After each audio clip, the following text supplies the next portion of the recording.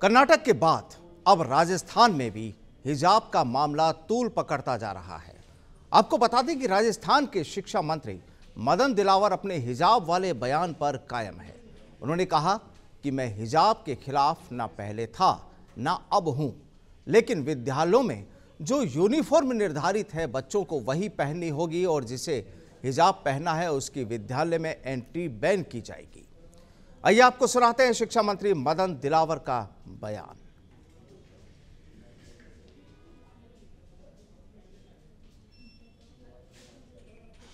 ग्राम पंचायत क्षेत्र में, गांव में यानी साफ स्वच्छता को देखा है। विद्यालयों में भी विशेष स्वच्छता और वहाँ के पढ़ाई को भी देखा है मैंने। तो गंदगी के ढेर तो गांव में भी हैं और विद्यालयों में भी हैं। मुझे बहुत ही नाराज़ी इस बात से इस कांग्रेस ने किस प्रकार से बच्चों को गंदगी के ढेर में खड़ा कर रखा। जहाँ गंदगी होती है वहाँ आसानी से सरस्वती नहीं आती है। जानबूझ के गंदगी में ढेर में खड़ा करके बच्चों को अनपढ़ रखने का एक षड्यंत्र है जो ठीक नहीं था। और बच्चों कई विद्यालयों में देखा कि बच्चे है ही नहीं, लेकिन अध्यापकों की भरमार है। गांव में देखते हैं तो बच्चों की भरमार है और अध्यापक है ही नहीं। दरअसल सूबे की राजधानी जयपुर में पिछले 2-3 दिन पहले सुभाष चौक इलाके में जो हिजाब के मामले को लेकर स्कूली छात्राओं के बीच जो हंगामा हुआ और कई अलग अलग तस्वीरें भी यहां पर नजर आई कि उसी स्कूल में छात्राओं का एक वर्ग खुश था तो दूसरा वर्ग नाखुश। राजनीति भी यहां पर काफी हुई। कांग्रेस और बीजेपी के नेता आमने सामने भी हुए, बयानबाजियां भी हुई, वार पलटवार भी हुआ, लेकिन लगता है कि अभी भी मामला शांत नहीं हुआ। और जिस तरीके से शिक्षा मंत्री मदन दिलावर ने अपने बयान में कहा कि ना वो पहले खिलाफ थे ना अब हैं, लेकिन जो एक निर्धारित ड्रेस कोड होता है किसी भी स्कूल का वो बेहद जरूरी है। आखिर क्या पूरा मसला अभी तक कहां तक पहुंचा और जिस तरीके से शिक्षा मंत्री का जो बयान सामने आया उसके क्या मायने निकाले जाए, आज इसी मुद्दे पर बातचीत होगी। सहयोगी उमंग माथुर मेरे साथ है। उमंग, यहाँ पर देखिए जिस तरीके से 2-3 दिन से जो हम लोग तस्वीर देख रहे हैं जयपुर की इस स्कूल की, यहाँ पर एक अलग ही नज़ारा सामने आया। उसके बाद कांग्रेस और बीजेपी के विधायक आमने सामने हुए, बाल मुकुंदाचार्य और रफीक खान के बयान सामने आए। अब मदन दिलावर ने इस चीज़ को साफ कर दिया कि जो भी ड्रेस कोड होगा वो एक निर्धारित होगा। तो अब क्या कहानी समझी जाए इस पूरे मसले को लेकर? बिल्कुल प्रदीप जी, इसमें जाहिर सी बात है, थोड़ा सा रेफरेंस अगर हम कर्नाटक वाले मामले में जाकर अगर देखें तो वहाँ पर भी हाई कोर्ट में ये मामला गया था और हाई कोर्ट ने साफ कर दिया था कि संस्थान का जो भी ड्रेस कोड है वही लागू रहेगा। जो संस्थान ने कह दिया जो ड्रेस कोड पूर्व में निर्धारित है उसी ड्रेस कोड में बच्चियों को आना होगा। हालांकि एक पक्ष उससे नाराज़ हुआ, वो सुप्रीम कोर्ट में गया, लेकिन सुप्रीम कोर्ट ने अभी तक उस पर कोई फैसला नहीं किया। तो जाहिर सी बात है कि जब तक सुप्रीम कोर्ट में कोई फैसला नहीं हो जाता है तब तक कर्नाटक हाई कोर्ट का जो फैसला है वो यूं ही बरकरार रहेगा। खैर, आते हैं राजस्थान की ओर। बाल मुकुंदाचार्य जी, जैसा कि आपने बताया कि स्कूल में जाते हैं वहाँ पर इस तरीके का एक मामला उठता है, तो बाल मुकुंदाचार्य जी से भी जब नवतेज टीवी ने बात करी तो उनका साफ तौर पर कहना था कि हमें हिजाब से कोई समस्या नहीं है। यही बात शिक्षा मंत्री ने भी कही, लेकिन एक ही क्लास में या फिर यूं कहें एक ही स्कूल में एक वर्ग पूरा ढका हुआ है, काले कपड़े से ढका हुआ है या फिर यूं कहें बुर्के से ढका हुआ है, और एक वर्ग ने पूरी जो स्कूल की यूनिफॉर्म है वो पहनी हुई है। अगर मान लीजिए उस स्कूल की अगर हम बात करें तो उस स्कूल में एक दिन बिना यूनिफॉर्म के आना अलाउड है। एक दिन की अगर बात हो तो समझ में आता है, लेकिन 6 दिन अगर आप यूनिफॉर्म का जो कोड है वो अगर आप तोड़ते हैं तो कहीं ना कहीं स्कूल के जो नियम है उसे भी आप तोड़ते हैं। खैर, बहरहाल राजस्थान में जब से बीजेपी की सरकार बनी है, सबको पता है हिंदुत्ववादी सरकार है, सनातन के समर्थन वाली सरकार है। तो शिक्षा मंत्री से जब हमारी बात हुई इस हिजाब वाले मामले पे तो शिक्षा मंत्री ने साफ कह दिया कि स्कूल के नियमों से कोई बड़ा नहीं है, भले ही वो किसी भी वर्ग का हो, और स्कूल के नियम उन्हें मानने पड़ेंगे। ऐसे ही एक बयान डॉक्टर किरोड़ीलाल मीणा ने भी दिया था कि बाबा ने जो कहा वो सही कहा, हम उनके साथ में हैं।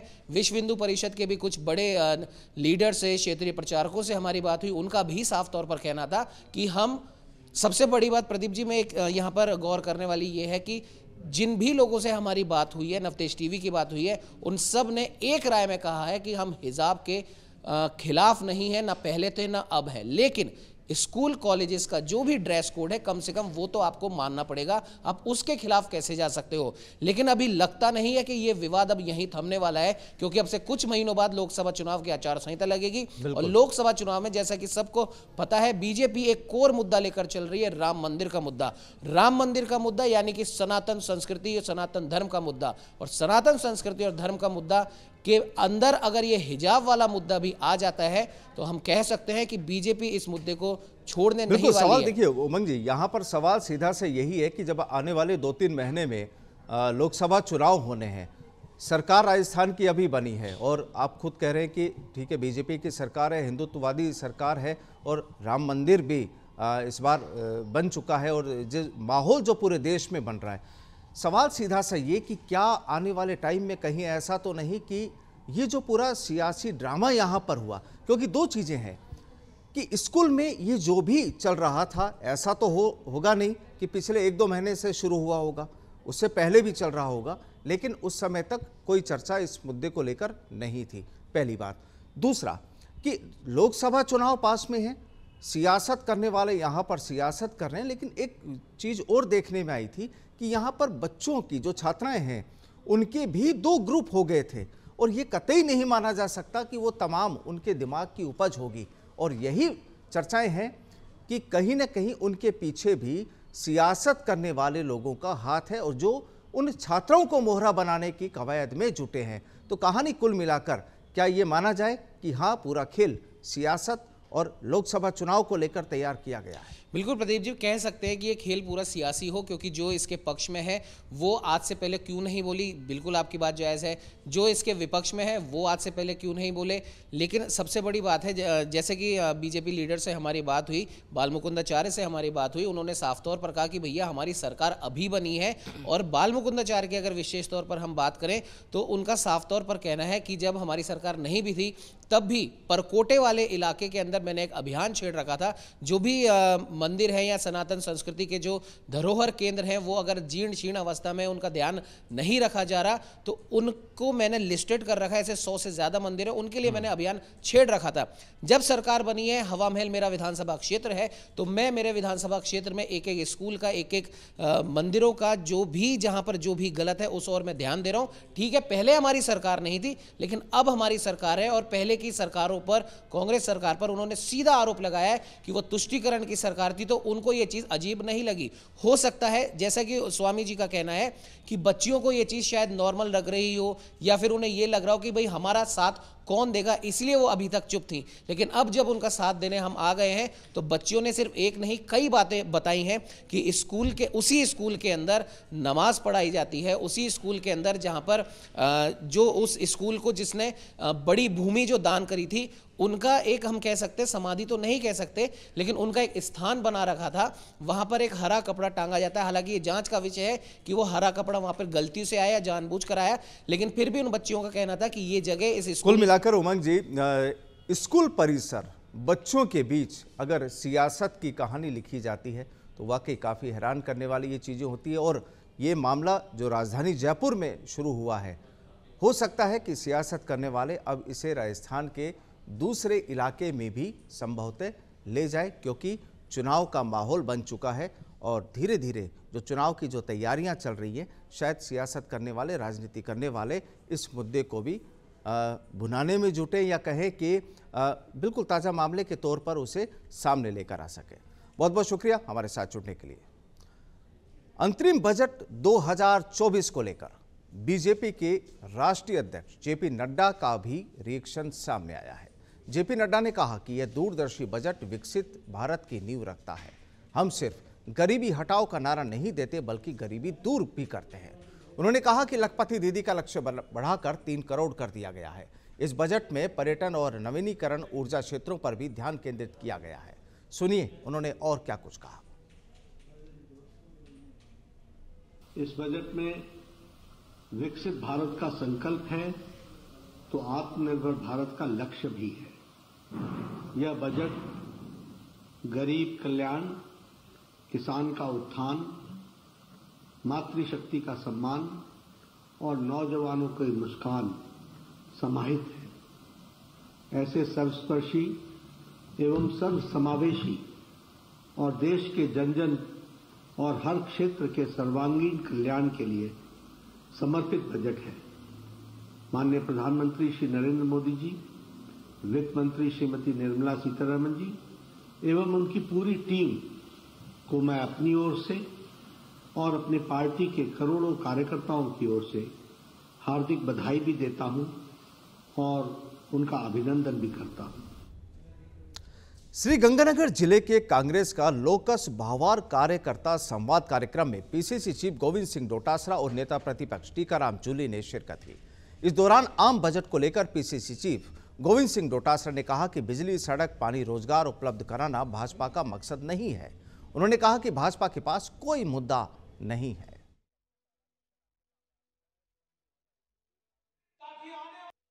कुछ दिया ही नहीं राजस्थान को, तो क्या बताएं आप बताओ। ये अंतरिम बजट था, अंतरिम बजट में राजस्थान को कोई सौगात नहीं, किसी वर्ग को कोई सौगात नहीं।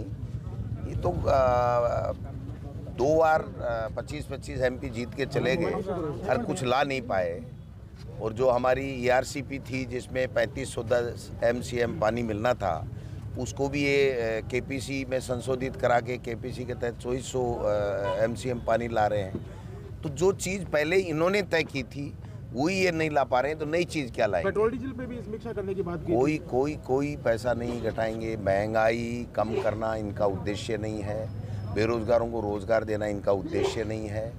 बिजली, पानी, सड़क, चिकित्सा कैसे ठीक हो ये इनका उद्देश्य नहीं है। इनको तो धर्म के नाम पे लड़ाना है और ED, इनकम टैक्स, CBI का दुरुपयोग करना है, लोगों को डराना है, धमकाना है और परेशान करना और सत्ता पे बरकरार। रामनगरी अयोध्या देश के सभी कोनों से हवाई कनेक्टिविटी से जुड़ रही है। आज लखनऊ में सीएम योगी आदित्यनाथ ने 8 शहरों के लिए फ्लाइट सेवा की शुरुआत की। वहीं महर्षि वाल्मीकि एयरपोर्ट पर अयोध्या के जिलाधिकारी नीतीश कुमार ने स्पाइस जेट के पहले यात्री को बोर्डिंग पास दिया, जिसका शुभारंभ लखनऊ में सीएम योगी ने किया। अब अयोध्या एयरपोर्ट से 14 फ्लाइट इंडिगो और स्पाइस जेट की विभिन्न शहरों के लिए उड़ान भरेंगे और ये फ्लाइटें दिल्ली, चेन्नई, अहमदाबाद, जयपुर, पटना, दरभंगा जाएगी और इसके अलावा मुंबई, बेंगलुरु भी ये फ्लाइट पहुंचेगी।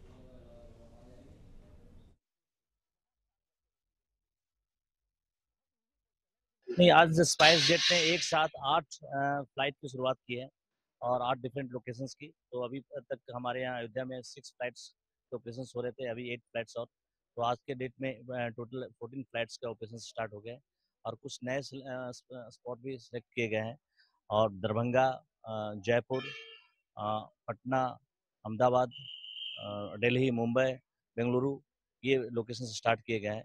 तो काफ़ी अच्छा है, कनेक्टिविटी बढ़ा है अयोध्या के लिए और एविएशन मैप पे इसका काफ़ी महत्व बढ़ा है। और हमारे राजस्थान के उप मुख्यमंत्री डॉक्टर प्रेमचंद बैरवा ने अपने गृह क्षेत्र दूदू के मौजमाबाद का दौरा किया। इस दौरान डिप्टी सीएम बैरवा ने एक निजी अस्पताल का उद्घाटन भी किया। इसके बाद डिप्टी सीएम ने राजकीय उच्च माध्यमिक विद्यालय में आयोजित साइकिल वितरण समारोह में बालिकाओं को साइकिल का वितरण किया। वहीं स्टूडेंट्स को संबोधित करते हुए डिप्टी सीएम ने कहा कि सरकार बालिकाओं की शिक्षा पर जोर दे रही है। इस दौरान जिला कलेक्टर आर्तिका शुक्ला भी मौजूद रही।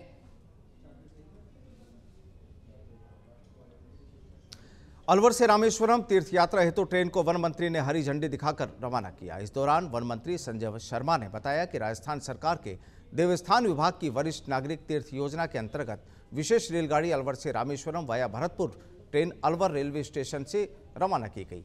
उन्होंने बताया कि इस रेलगाड़ी में कुल 970 यात्री सवार होंगे, जिसमें से अलवर जिले के 350 और भरतपुर धौलपुर के 620 यात्री सवार होंगे।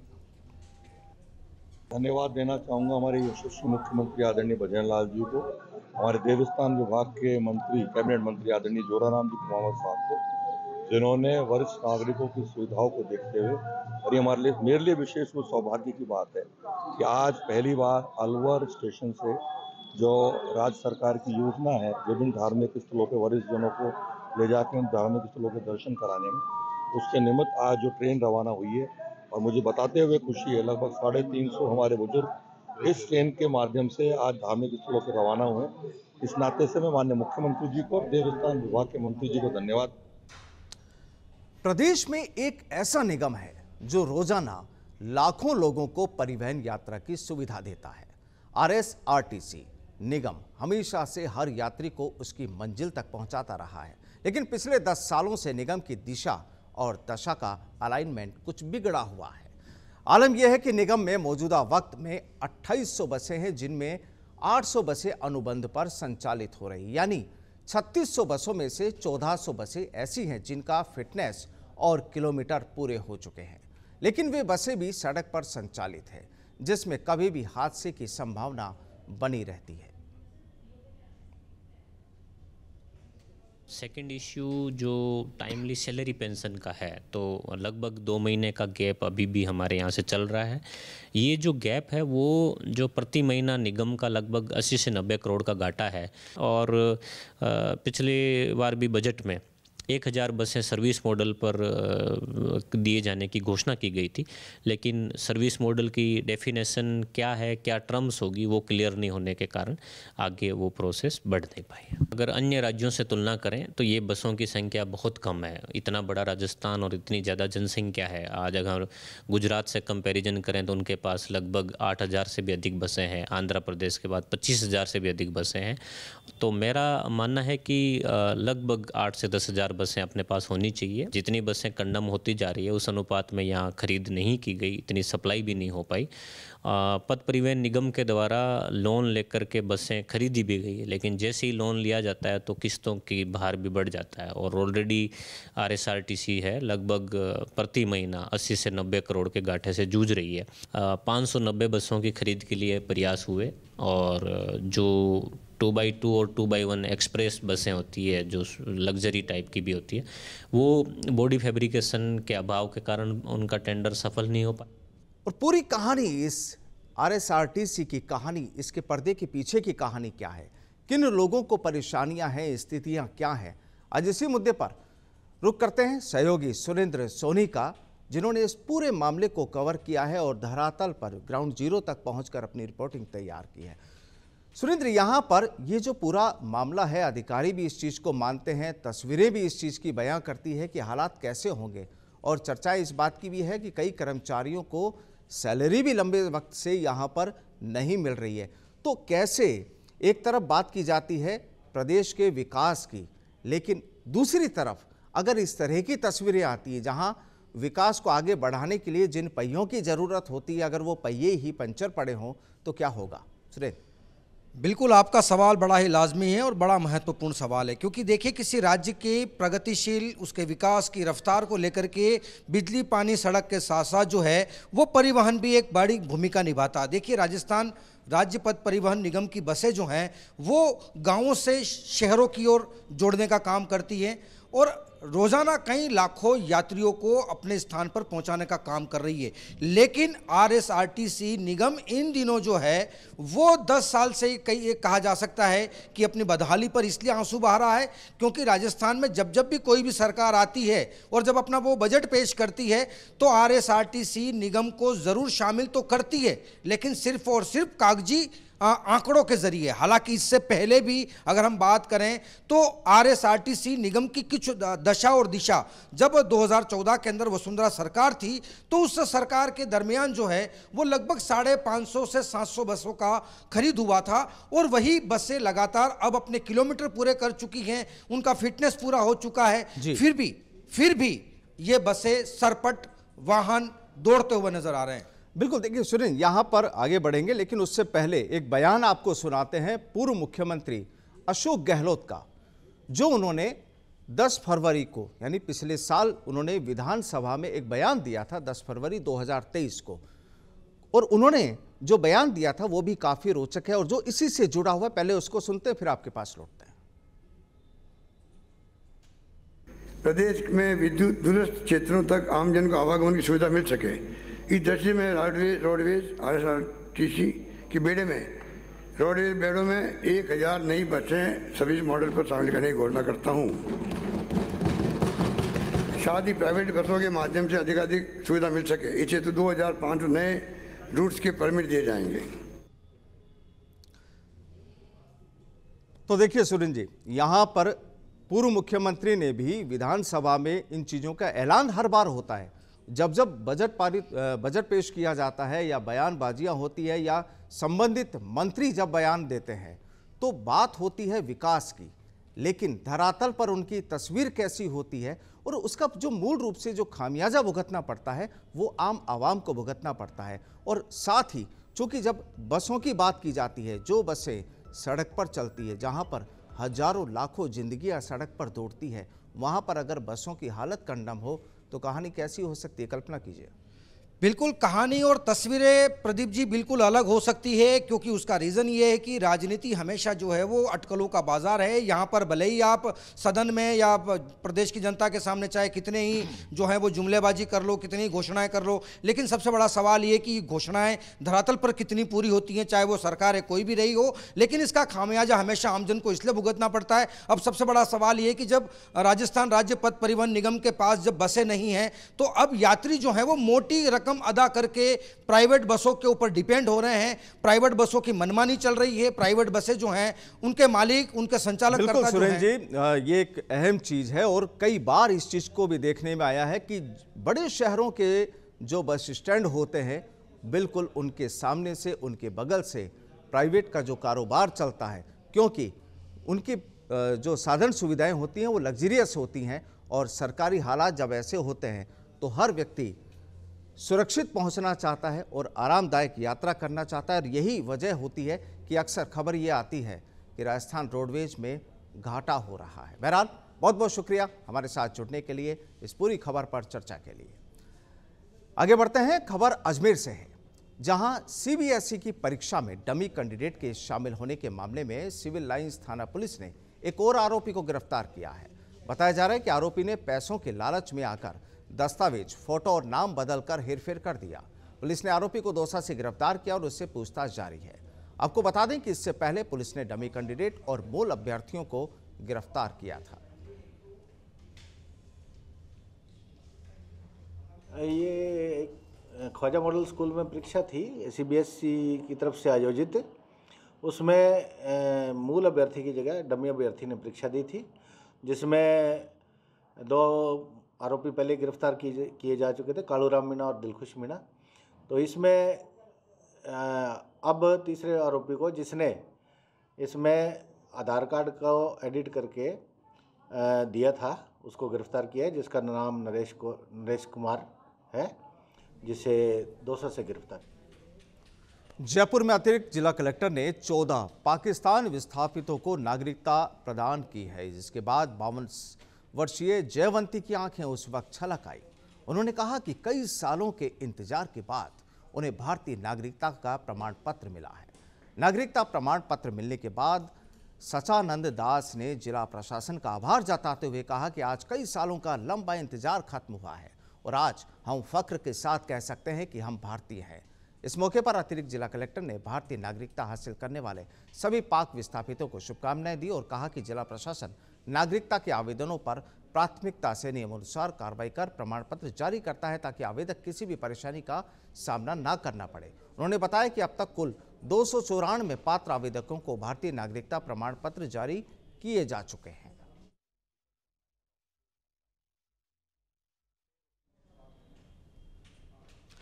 और इस बुलेटिन में फिलहाल इतना ही। नमस्कार।